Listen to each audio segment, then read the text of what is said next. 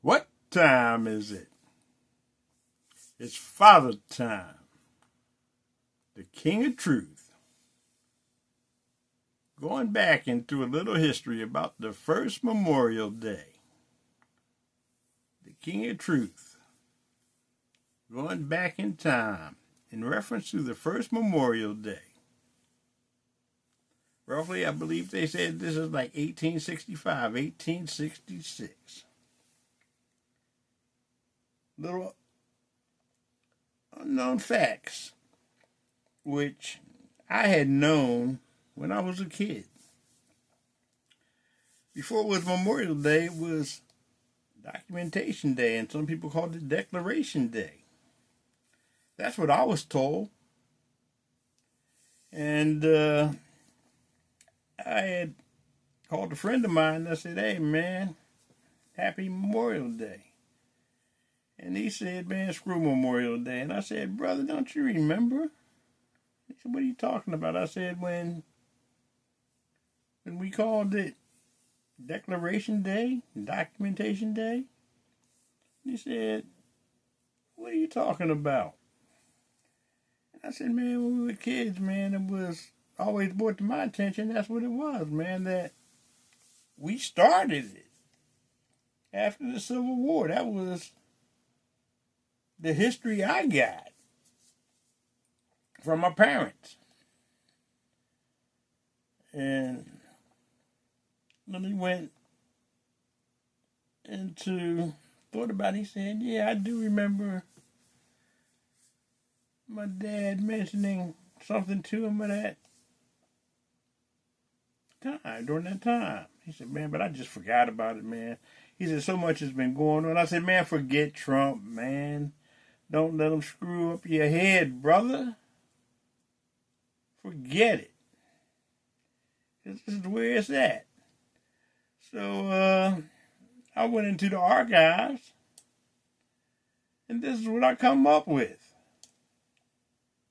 So here we go.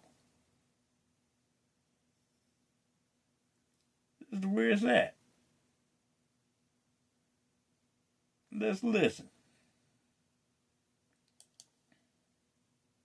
Independent researchers. Let's get rid of this cracker.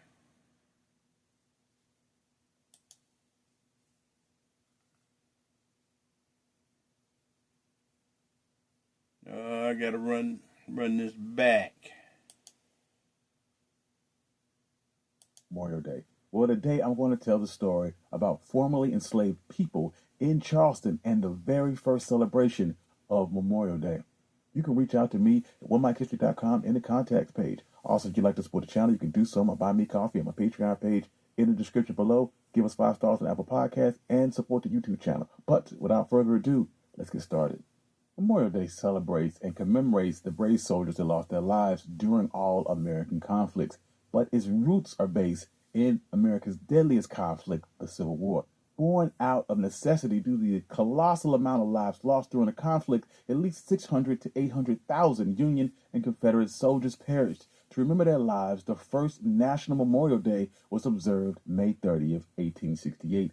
The origins of Memorial Day, though, are hotly contested, with many cities in the United States each claiming to be the birthplace of the first celebration. Previously, the earliest annual commemoration was thought to be organized by women of the Civil War Hospital in Columbus, Mississippi. The ceremony was held in honor of fallen soldiers by laying flowers at their graves in April of 1866. But historians have long sought to shed light on freed African Americans in Charleston, South Carolina, who conducted an even earlier Memorial Day observance. This celebration would occur in 1865 and was dubbed Decoration Day. David Blight, a professor of American history at Yale University, was doing research on the Civil War in 1996 when he was given the opportunity to examine 2 boxes of unsorted material from Union veterans from Harvard's Houghton Library. He discovered a handwritten story detailing an 1865 march on a racetrack accompanied by a date referencing an article in the New York Tribune and a file labeled First Decoration Day. The racetrack in question was Washington Racecourse and Jockey Club in Charleston, South Carolina. In the late stages of the Civil War, the Confederate Army repurposed the Washington Racetrack and Jockey Club, a luxurious country club and horse racing track in Charleston, South Carolina, to hold Union prisoners of war. The makeshift prison was located in an open-air field of the racetrack. Sadly, 250 Union captives would perish from disease and exposure while being held at the site, and their bodies were hastily buried in an unmarked mass grave. When Confederate soldiers evacuated Charleston, newly emancipated black people remained in the badly damaged city, and one of the first things they did was honor fallen Union soldiers. Approximately 10 days leading up to the event, they exhumed a mass grave and reinterred the bodies in a new cemetery along a whitewashed fence that was inscribed with the words, "The Martyrs of the Racecourse," in black letters. May 1st, 1865, approximately 10,000 people attended a large-scale memorial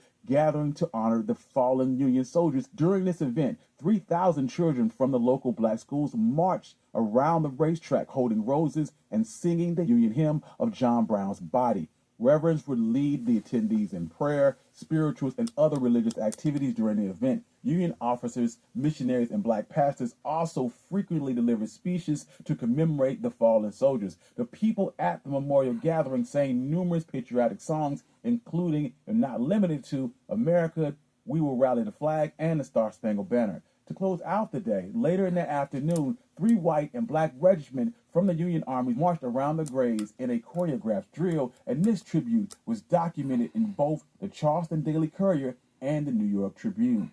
This Memorial Day observance, organized by freed enslaved people, was at least a year before any other U.S. city and 3 years before the national observance, making the gathering on that Charleston racetrack the earliest Memorial Day commemoration on record. In the wake of the American Civil War, by 1868, General John A. Logan of the Union Army directed the commemoration of Memorial Day on September 30th, urging Americans to honor the deceased combatants by decorating their graves with flowers. And by 1889, Memorial Day was a national holiday.